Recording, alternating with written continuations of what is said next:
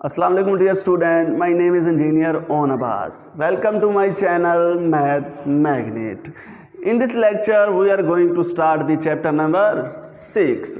In this lecture we will discuss the chapter number 6. Chapter number 6, basic statistic of class 10th. Most of the students requested me to upload this chapter number 6. Now I am going to start the chapter number 6. Please follow me and watch every video till end. First of all, before going towards the exercise पे जाने से पहले हम इसके सारे के सारी basic definitions देखेंगे जो एक्सरसाइज 6.1 को कवर करने से पहले ज़रूरत है, हमें जो कॉन्सेप्ट समझने की ज़रूरत है वो देखेंगे। पहले तो ये जानेंगे हम स्टैटिस्टिक पढ़ते क्यों हैं, स्टैटिस्टिक है क्या, इसका इस्तेमाल कहाँ हो रहा है, हम इसको कहाँ कहाँ यूज़ कर रहे हैं, और इसके बाद फिर हम देखेंगे डाटा क्या होता है, डाटा कितनी टाइप्स का होता है, हम उसे कैसे मैनेज करते हैं। ये सारी चीज़ें इसी लेक्चर में मैं आपको बताने वाला हूँ, तो इसको टिल एंड आपने देखना है, तो आपके लिए क्या हो जाएगा, एक्सरसाइज 6.1 इंतहाई आसान हो जाएगी। आए अब हम इसको स्टार्ट करने जा रहे हैं। मेरे पास जो पहली चीज़ है, व्हाट इज स्टैटिस्टिक। स्टैटिस्टिक क्या है, व्हाट इज स्टैटिस्टिक, स्टैटिस्टिक क्या है पढ़ा।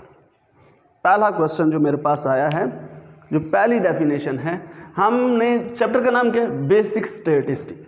स्टैटिस्टिक है क्या, पहले तो ये जानने की ज़रूरत है। आए जानते हैं स्टैटिस्टिक क्या है। Statistic the branch of mathematics. Statistic क्या है, the branch of mathematics. Mathematics की एक ब्रांच है पढ़ी, जिसमें हम क्या करते हैं, डाटा कलेक्ट करते हैं, इकट्ठा करते हैं डाटा को, कलेक्ट द डाटा, उसके बाद प्रेजेंट द डाटा, और उस डाटा को हम प्रेजेंट करते हैं, क्या करते हैं, प्रेजेंट करते हैं, and analysis of the data, और उसका तज्जिया करते हैं, क्या करते हैं, तज्जिया करते हैं। ये है स्टैटिस्टिक। स्टैटिस्टिक में तीन चीज़ें हैं। पहले नंबर पे डाटा को कलेक्ट किया जाता है, फिर उसको हम प्रेजेंट करते हैं यानी अरेंज करते हैं, ठीक है, जाहिर करते हैं, आखिर पे उसका एनालिसिस करते हैं, क्या करते हैं, एनालिसिस, उसका रुझान किस तरफ जा रहा है। ये बहुत ही इंपॉर्टेंट है। हम पढ़ते क्यों हैं, ये कहाँ कहाँ इस्तेमाल हो रही है, ये मेन जो इसका क्वेश्चन हमारे जहनों में अरेज होता है, इसको क्यों पढ़ रहे हैं हम, ये क्या है पढ़ा। इसका इस्तेमाल मेरा नहीं ख्याल कि कोई भी ऐसी ब्रांच हो हमारे पास, साइंसेस की ले लें या कोई भी ऐसी फील्ड हो जहाँ पे इसका इस्तेमाल ना हो रहा हो, हर जगह इसका इस्तेमाल हो रहा है। आइए देखते हैं, मैंने चंद एक लिखे हैं, वैसे तो इसका अनलिमिटेड इसके इस्तेमालात हैं पढ़े, मैंने चंद एक लिखे हैं, उनको मैं देखता हूँ। एप्लीकेशंस ऑफ स्टैटिस्टिक, पहले नंबर पे बिजनेस में इस्तेमाल होता है। किस में इस्तेमाल होता है, बिजनेस में इस्तेमाल होता है। कोई भी कंपनी है अपना सर्वे करवाएगी कि कोई भी चीज़ लॉन्च करना चाहती है, लोगों को पसंद है या नहीं पसंद, उसको फिर एनालिसिस करेगी, लोगों का रुझान किस तरफ है, ये सारी चीज़ें वो देखेगी। मेडिकल साइंसेस, कोई भी चीज़ है, जैसा कि आजकल कोविड-19 का चल रहा है, बड़ा ड्यूरेशन चल रहा है, और इसकी वैक्सीन का भी उन्होंने बना ली है, तो अब वैक्सीन के ट्रायल चल रहे हैं, उनका स्टैटिस्टिकल डाटा लिया जाएगा, उसको एनालिसिस किया जाएगा कि ये वैक्सीन कितनी हद तक क्या है, बेनिफिशियल है टू दी ह्यूमन बीइंग, इंसानों के लिए। तो वो सारा इसको, इसमें क्या होगी, स्टैट इस्तेमाल होगी। मेडिकल साइंसेज में भी स्टैट का इस्तेमाल आ गया। नेक्स्ट एग्रीकल्चर, एग्रीकल्चर में भी साइंसेज का स्टैटिस्टिक का इस्तेमाल है। कैसे, अब देखो, एग्रीकल्चर, आपने कोई चीज़ उगाई है, कोई नया बीज सीड लिया है, उससे आपने कोई चीज़ उगाई है मुख्तलिफ जगहों पे, उसका स्टैटिस्टिकल डाटा लोगे, देखोगे क्या रिजल्ट्स आ रहे हैं, उनकी एवरेज लोगे, सारा कुछ, ये सारा स्टैटिस्टिक में आ रहा है। तो मैं सारों को तो एक्सप्लेन नहीं कर सकता। आ गया वेदर फोरकास्टिंग, यानी ये कैसे होता है, हमें 5 दिन पहले का वेदर बता दिया जाता है, फलां है। चलो एक तो जहन में आता है, सैटेलाइट से उन्होंने हमारे क्या लिया, डाटा लिया, उसके अलावा उसको मैनेज किया, सैटेलाइट से जो डाटा लिया उसको अरेंज किया, उसका एनालिसिस किया, उसके बाद उन्होंने फैसला किया कि अगले दिन क्या होगी, रेन होगी, इतने किलोमीटर फी घंटा के हिसाब से हवा चलेगी, ह्यूमिडिटी इतनी होगी, टेम्परेचर इतना होगा। ये सारी चीज़ें कैसे उन्होंने अरेंज करके हासिल की, किसको, जो डाटा कलेक्ट किया था। एस्ट्रोनॉमी, इल्म नजूम में, एजुकेशन में भी इस्तेमाल होता है, स्पेस साइंसेज में अकाउंट्स एंड बायोकेमिस्ट्री ETC, और भी बहुत सारी फील्ड्स हैं जहाँ पे इसका इस्तेमाल है पड़ा। उसके बाद हम आते हैं डाटा की तरफ। किसकी तरफ? Ungrouped data. क्या होता है? Ungrouped data. Ungrouped data. Ungrouped data क्या होता है? अनग्रुप्ड डाटा हमारे पास एक कलेक्शन ऑफ डाटा होता है जो हम किसी भी सोर्स से हासिल करते हैं, कहीं से भी हासिल कर लें, किसी भी सोर्स से हम हासिल कर लें, ठीक है, और उसको अरेंज ना करें, हम उसको अरेंज ना करें, विदाउट अरेंजमेंट, जैसे हमें मिला है वैसे का वैसे हम लिख दें। ये क्या होगा? हमारे पास अनग्रुप्ड डाटा होगा जिसको हमने अरेंज नहीं किया। क्या है? कलेक्शन ऑफ डाटा, डाटे का मजमुआ, मवाद का मजमुआ, फ्रॉम एनी सोर्स, किसी भी सोर्स से इकट्ठा किया गया हो, विद आउट एनी क्लासिफिकेशन और अरेंजमेंट, जो किसी भी क्लासिफिकेशन और अरेंजमेंट के बगैर हासिल करके हम जो लिखते हैं डाटा, वो हमारे पास क्या होता है? अनग्रुप्ड डाटा होता है। इसको हम रॉ डाटा भी बोलते हैं। क्या बोलते हैं? Raw data. क्या बोलते हैं? Raw data. अब इसकी एग्जाम्पल इधर ही है पड़ी, इसको मैं इसकी एग्जाम्पल में दे सकता हूँ, और एग्जाम्पल भी दे सकते हैं हम। Number of family members in a street, number of family members in a street, इसकी एग्जाम्पल मैं इधर दे रहा हूँ। Number of family members in the street, example मैं उसकी इधर दे रहा हूँ। Number of family members in a street, यानी एक गली है उसके फैमिली मेंबर्स की उन्होंने तादाद ली है। पहले घर में जाते हैं, वहाँ लेट्स सपोज 5 हैं बड़े मेंबर्स, फिर जाते हैं 2 है, फिर जाते हैं 1 है, फिर जाते हैं 2 है, फिर जाते हैं 4 आता है, फिर क्या आता है 2 आता है, फिर 1, फिर 5, फिर 8, फिर 10, फिर क्या आता है, एक फैमिली में जाते हैं 11 है, एक ऐसी फैमिली भी है जो थोड़ी बड़ी है 12 हैं, फिर जाते हैं फैमिली ऐसी जिसमें 1 है। अब देखो ये डाटा जिस तरह उनको मिलता गया है उन्होंने लिखता गया। पहली फैमिली के पास गया, उन्होंने कहा हमारे 5 फैमिली मेंबर्स हैं, दूसरी के पास गया, उन्होंने कहा 2 हैं हम, फिर एक ही फैमिली मेंबर था, फिर ऐसे चलते गए, ये डाटा आ गया। ठीक है, वैसे फैमिली में 2 होते हैं ये मिनिमम, चलो मैंने लिख दिया है वैसे समझाने के लिए। तो ये मैंने क्या किया, जिस तरह मुझे जिस सोर्स से डाटा मिला मैंने विदाउट अरेंजमेंट लिखा, तो ये वाला जो डाटा होगा ये मेरे पास क्या होगा, अनक्लासिफाइड डाटा यानी अनग्रुप्ड डाटा, और इसको हम रॉ डाटा भी बोलते हैं। क्या बोलते हैं? रॉ डाटा भी बोलते हैं। मैं उम्मीद करता हूँ ये जितनी बातें मैंने अभी तक समझाई हैं आपको समझ आ गई। एक दफ़ा मैं शुरू से लेकर एंड तक यहाँ तक आपको दोबारा बता देता हूँ। पहले नंबर पे स्टैटिस्टिक है क्या? स्टैटिस्टिक हमारे पास मैथ की ऐसी ब्रांच है जिसमें हम क्या करते हैं, डाटा को कलेक्ट करते हैं, उसका प्रेजेंट करते हैं और उसका एनालिसिस करते हैं। ये 3 चीज़ें करते हैं। फिर इसका इस्तेमाल मुख्तलिफ फील्ड्स में, business, medical sciences, astronomy, agriculture, education, space sciences और वेदर फोरकास्टिंग, बहुत सारी इसकी हम ले सकते हैं, अकाउंट्स में, बायोकेमिस्ट्री में, ये सारी जगहों पे क्या होता है, स्टैटिस्टिक इस्तेमाल हो रही है। मेरे ख्याल कोई ऐसा शोबा नहीं होगा जिसमें स्टैटिस्टिक इस्तेमाल ना हो रही हो। उसके बाद अनग्रुप डाटा एक ऐसा डाटा होता है जो क्या होता है, अरेंज्ड मैनर में नहीं होता, जैसे हमें मिला हमने वैसे लिख के दे दिया, वो अरेंज्ड मैनर में नहीं होता। ठीक है, तो वो अनग्रुप्ड डाटा होता है।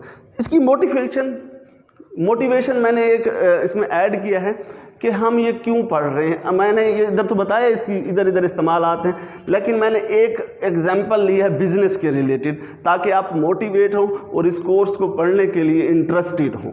क्या हूँ, इस कोर्स को पढ़ने के लिए इंटरेस्टेड हूँ। अक्सर बच्चे इसको बड़ा यानी बोर्ड लेते हैं इस चैप्टर को, लेकिन ये मैंने इंटरेस्टिंग मैनर में करवाने की कोशिश की है। मैंने एक क्या लिया है, एक एग्जाम्पल लिया है डेली लाइफ से। एक बेवरेज कंपनी है, वो क्या करती है, लॉन्च करना चाहती है 3 फ्लेवर वो लॉन्च करना चाहती है। एक वो लॉन्च करना चाहती है लेमन, एक क्या लॉन्च करना चाहती है, वो लेमन का फ्लेवर लॉन्च करना चाहती है, एक कौन सा, लेमन। एक वो करना चाहती है जूस, एक क्या करना चाहती है वो जूस, और एक कोला, ठीक है। अब वो उस कंपनी का ओनर ये जानना चाहता है कि कौन सा फ्लेवर मैं लॉन्च करूं और मेरे इर्द गिर्द के लोग उसको ज़्यादा पसंद करें और मेरा ज़्यादा से ज़्यादा रेवेन्यू जनरेट हो, मुझे ज़्यादा से ज़्यादा बेनिफिट हो। तो उसके लिए स्टैटिस्टिक से मदद लेगा। वो किससे मदद लेगा, स्टैटिस्टिक। वो क्या करेगा, उस इलाके का सर्वे करवाएगा। क्या करवाएगा, अपने सर्वेंट्स को भेजेगा कि इस इलाके में जाओ, घूमो, लोगों की राय लो कि वो किसको पसंद करते हैं। क्या वो कोला को पसंद करते हैं, क्या वो लेमन को पसंद करते हैं, क्या वो जूस को पसंद करते हैं। तो मैंने एक रैंडम सा सर्वे लिया है, ये उन्होंने डाटा कलेक्ट किया सर्वे से। किसी ने कहा हमें लेमन पसंद है, किसी ने कहा जूस पसंद है, किसी ने कहा लेमन, कोला कोला, इस तरह मैंने ये लिख दिया, ये डाटा है। अब ये देखो, ये एक एग्जाम्पल भी है किसकी, रा डाटा की। जैसे मुझे मिला वैसे मैंने लिख दिया। ये मेरे पास क्या है, रा डाटा अनग्रुप्ड की एक एग्जाम्पल ये भी है। अब क्या ये डाटा जैसे उनको मिला है, क्या वो वैसे ही जाके अपने मैनेजर को दे देंगे? नहीं। अगर वो अपने मैनेजर को ऐसे ही जाके दे देंगे तो मैनेजर उन्हें नौकरी से भी निकाल देगा कि ये क्या लेके आ गए, मुझे तो आपने बिल्कुल मुनज़्ज़म तरीके से डाटा देना था, ये तो आप क्या रैंडम डाटा लेके आ गए हो। तो वो कहेगा तुम नाअहल बंदे हो, इनएलिजिबल बंदे हो, आप मेरी फार्म से, मेरी कंपनी से निकल जाओ। आओ अब इसको हम अरेंज कैसे करेंगे, इसको अरेंज कैसे करेंगे, इसको देखते हैं। तो मैं इसके लिए क्या कर रहा हूँ, इसको अरेंज करूँगा।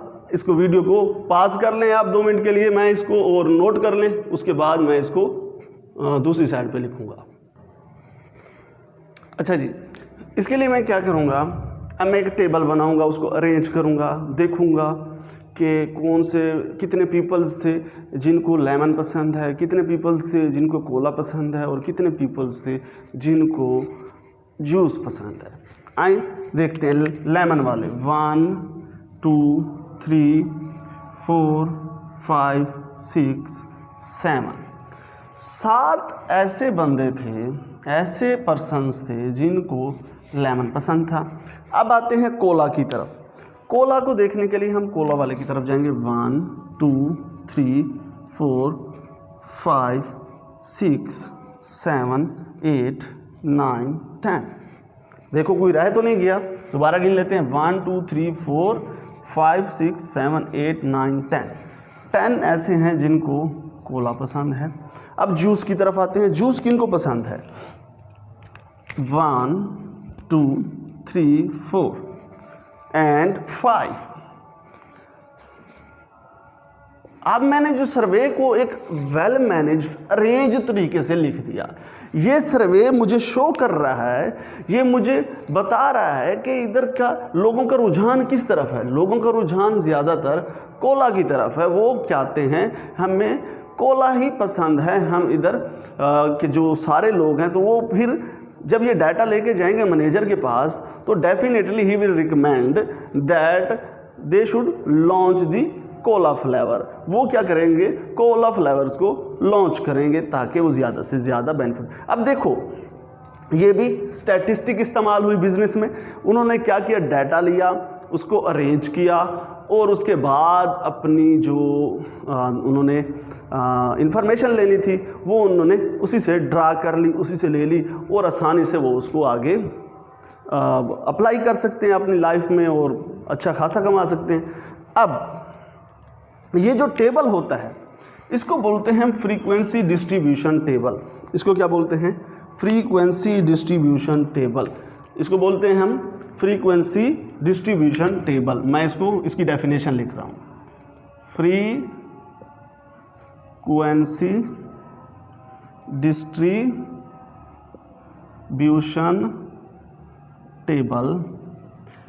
मैं 1 मिनट इस वीडियो को पास कर लेता हूं क्योंकि अजानों का टाइम हो रहा है, अजान आ रही है, तो बीच में वीडियो के थोड़ा सा इंटरप्शन आ रही है। आफ्टर द अजान आई विल स्टार्ट दिस।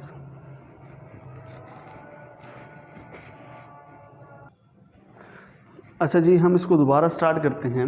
हमारे पास क्या है, फ्रीक्वेंसी डिस्ट्रीब्यूशन टेबल। ठीक है, तो फ्रीक्वेंसी डिस्ट्रीब्यूशन टेबल क्या होता है, जिसमें हम अरेंज कर देते हैं कि टेबल बना देते हैं। क्या कर देते हैं, टेबल। तो इसमें क्या कर देती है हमने, टेबुलर अरेंजमेंट कर दी, किसकी, डाटा की। उसको क्लासीफाई कर दिया मुख्तलिफ ग्रुप्स में, लेमन का अलग ग्रुप बना दिया, कोला का अलग ग्रुप बना दिया और जूस का अलग ग्रुप बना दिया। तो इसकी डेफिनेशन क्या बनेगी, दी tabular arrangement, the tabular arrangement, the tabular arrangement of classifying data into different groups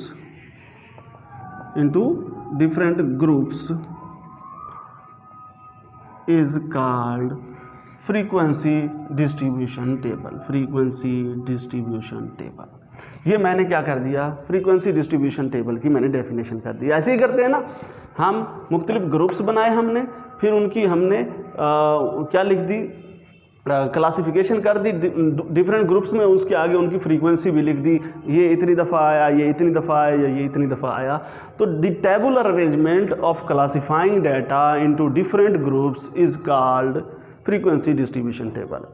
अब आते हैं, एक मैंने बताया था अनग्रुप्ड डाटा, अब आते हैं ग्रुप्ड डाटा की तरफ। किसकी तरफ, ग्रुप्ड डाटा। ग्रुप्ड डाटा क्या होता है, वेरी सिंपल, ग्रुप्ड डाटा ऐसा डाटा जिसको हमने प्रेजेंट कर दिया हो, किसमें, टेबल में। तो वो जो टेबल में जब आ जाएगा, जब वो फ्रीक्वेंसी डिस्ट्रीब्यूशन टेबल में आ जाएगा तो वो ग्रुप्ड बन जाएगा। ये क्या था, अनग्रुप्ड था।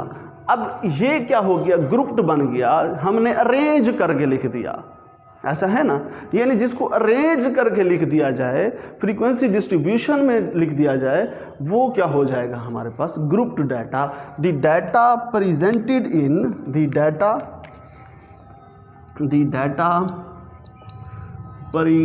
प्रेजेंटेड इन, ये उसमें आ जाएगा, presented in frequency distribution table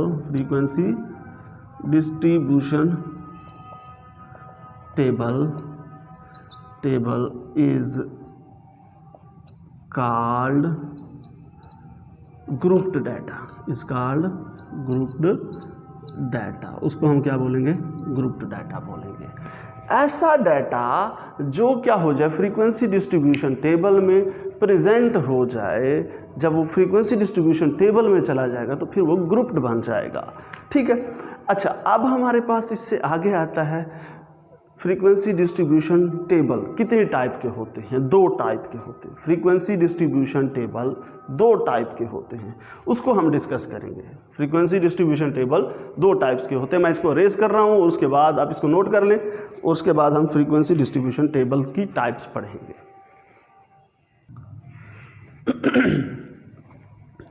अब हम types of frequency distribution table के बारे में डिस्कस करेंगे। 2 टाइप्स के फ्रीक्वेंसी डिस्ट्रीब्यूशन टेबल बन सकते हैं। एक होता है हमारे पास डिस्क्रीट डाटा का टेबल, एक होता है हमारे पास कंटिन्यूअस डाटा का टेबल। आइए इनमें फ़र्क पता करते हैं। अक्सर बच्चे इधर आके उनको मसला हो जाता है, क्या करें, इसके ग्रुप्स बनाएं, क्या इसको कैसे करें, ये सारा अक्सर बच्चों के जहन में कन्फ्यूजन होती है। तो मैंने इसको बड़े एग्जाम्पल से समझाया है, आप इसको समझे, ये बहुत इंपॉर्टेंट है। पहले नंबर पे आपको पता होना चाहिए ग्रुप्ड का क्या, ग्रुप्ड डाटा कौन सा होता है, अनग्रुप्ड डाटा कौन सा होता है, ये पता होना चाहिए। दूसरे नंबर पे डिस्क्रीट और कंटिन्यूअस टेबल कैसे बनाते हैं, किसका हम डिस्क्रीट टेबल बनाएं, किस डाटा का हम कंटिन्यूअस टेबल बनाएं, ये अक्सर कन्फ्यूजन होती है बच्चों के जहन में। अभी मैं बताता हूँ। हमारे पास एक होता है डिस्क्रीट ऐसा डाटा होता है जिसको हम ना डेसिमल पॉइंट में ज़ाहिर नहीं कर सकते। क्या कर सकते? डेसिमल पॉइंट में नहीं लिख सकते। ऐसा डाटा होता है जो डेसिमल पॉइंट में नहीं लिखा जा सकता, डेसिमल में नहीं लिखा जा सकता, नंबर 1। नंबर 2, जो काउंट किया जा सकता है, गिना जा सकता है, 1 2 3 इस तरह, इसको डेसिमल पॉइंट में नहीं लिख सकते। और ये गिना जा सकता है, ये वाला डाटा हमारे पास क्या कहलाता है? डिस्क्रीट डाटा कहलाता है। जैसा कि नंबर ऑफ फैमिली मेंबर्स, घर में अफराद की तादाद। अब ये तो किसी ने कभी नहीं कहा हमारे घर 3.5 मेंबर्स हैं, नहीं, कभी नहीं सुना होगा। हमेशा कहेंगे 1 मेंबर है, 2 है, 4 हैं, कुछ भी हो सकते हैं, बट वो पॉइंट में नहीं होंगे, डेसिमल में नहीं होंगे। ये हो गया, ठीक है। उसके बाद नंबर ऑफ टिकट्स, किसी के पास जाओ वो ये तो नहीं कहेगा मेरे पास टिकट्स 3.5 टिकट्स हैं, ऐसा नहीं कहेगा। वो कहेगा मेरे पास 1 टिकट है, 2 टिकट्स हैं, 4 टिकट्स हैं, इसी तरह होगा। उसको काउंट भी कर सकते हैं, ये हो सकता है, ठीक है। उसके बाद number of heads on the queen, आप एक सिक्का उछालते हो, उसके ऊपर कितनी दफ़ा हेड आता है, ये तो नहीं कह सकते आप मेरे पास 2.5 टाइम हेड आए, या 1 दफ़ा आएगा, या 2 दफ़ा आएगा, या 4 दफ़ा, इतनी दफ़ा आएगा, लेकिन वो पॉइंट में नहीं होगा। अगली बात, नंबर ऑफ फ्लावर्स, फ्लावर्स यानी फूलों की तादाद 1 हो सकती है, 2 4, पॉइंट्स में नहीं हो सकती। ये चीज़ हो गई। अब इसके जो अगर उल्टा काम किया जाए, कंटिन्यूअस, उसको हम क्या कर सकते हैं? Can be written in decimal, जो क्या हो सकता है? डेसिमल में लिखा जा सकता है। क्या लिखा जा सकता है? डेसिमल में लिखा जा सकता है, उसको हम बोलते हैं कंटिन्यूअस डाटा। और ये मेजर किया जा सकता है, काउंट नहीं होता, इसकी पैमाइश होती है। क्या होती है? पैमाइश होती है, मेजर होता है। जो मेजरेबल क्वांटिटीज़ होती हैं वो क्या होती हैं? पॉइंट्स में हो सकती हैं। जैसा कि growth of the plant over a year, पूरे साल के दौरान जो प्लांट की ग्रोथ थी वो कितनी होगी?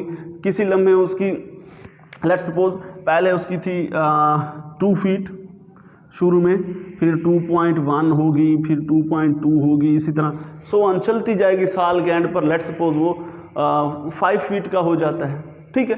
ये इसकी ग्रोथ इसी तरह चलती जाएगी, ये पॉइंट में भी हो सकती है। उस तरह सैलरीज ऑफ द एम्प्लॉय, किसी भी मुलाजिम की जो सैलरी है वो क्या हो सकती है? वो हमारे पास पॉइंट्स में भी हो सकती है। समझ आ गई? आप तो कह रहे होंगे सर ये क्या है कि आप हमारे तो वालदैन लेके आते हैं, वो पूरी लेते हैं, लेकिन आप कभी उनकी सैलरी स्लिप देखें, उनमें पॉइंट्स में भी होता है, क्योंकि जो टैक्स उसमें डिडक्ट होते हैं, उसके बाद वो सैलरीज पॉइंट्स में भी होती है, वैसे भी उधर पॉइंट्स में अलाउंस वगैरह होते हैं, ठीक है।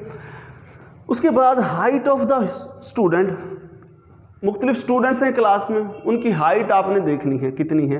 किसी की होगी 175 सेंटीमीटर, किसी की होगी 165.5 सेंटीमीटर। ये पॉइंट में भी हो सकती है, बिल्कुल हो सकती है। अच्छा, उसके बाद वेट ऑफ द स्टूडेंट्स, ये भी हो सकता है पॉइंट्स में।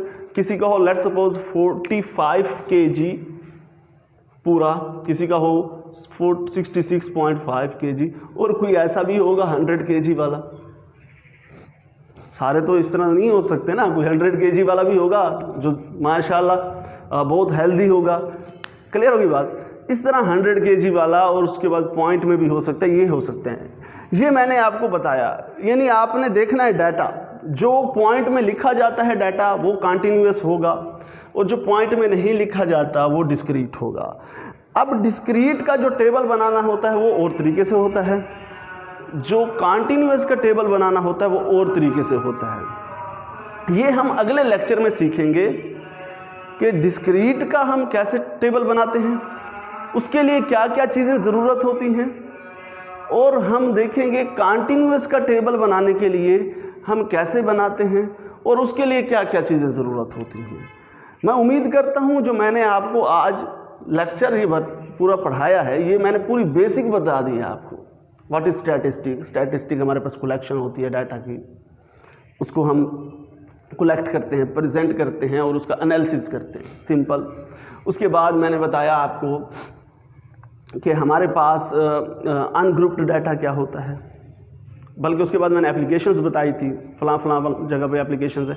फिर मैंने बताया अनग्रुप्ड जो हम किसी सोर्स से लेते हैं उसको अरेंज ना करें, वो अनग्रुप्ड है। फिर मैंने आपको बताया था कि हमारे पास एक मैंने मोटिवेशन के तौर पर एक ऐसी एग्जांपल ली जो क्या थी, हमारी रोज़मर्रा ज़िंदगी से थी। एक कंपनी मैनेजर है, वो चाहता है कि मैं बेवरेज कंपनी का मालिक है, वो चाहता है, मैनेजर है, वो चाहता है कि मैं एक फ्लेवर लॉन्च करना चाह रहा हूँ। उसके रिलेटेड मैंने एक एग्जांपल करवाई। फिर जब हम उसे अरेंज कर देते हैं वो ग्रुप्ड बन जाता है, और जिस तरह अरेंज करते हैं, जिस टेबल में अरेंज करते हैं उसको फ्रीक्वेंसी डिस्ट्रीब्यूशन टेबल कहते हैं, ठीक है। और हमारे पास दो किस्म के फ्रीक्वेंसी डिस्ट्रीब्यूशन टेबल हैं, एक डिस्क्रीट जो सिर्फ काउंट हो सकते हैं, डेसिमल पॉइंट में नहीं हो सकते, and other one is continuous जिस जो पॉइंट में भी हो सकता है। अगर आप मेरे चैनल पे नए हैं, आपने मेरी पहली दफ़ा वीडियो देखी है तो सब्सक्राइब करना ना भूलिएगा, और अपने दोस्तों तक लाजमी इसको शेयर कीजिएगा। ज़्यादा से ज़्यादा शेयर करें ताकि दोस्तों का भी फ़ायदा हो सके, उससे मुझे भी इंकरेज मिल सके, और मैं ज़्यादा से ज़्यादा इससे बेहतर कंटेंट लाने की कोशिश करूं। मेरी कोशिश है कि मैं आप तक वो कंटेंट लाऊं जो आपने पहले कभी ना सुना हो, और इसको बड़े एक्साइटिंग और बड़े बेहतरीन तरीके से, ताकि इतना इंट्यूटिव लेक्चर हो, आपको बुक खोलने की ज़रूरत ना पड़े, आप लेक्चर में ही सारा कुछ सीख जाएं। अल्लाह हाफिज़, अल्लाह निगहबान।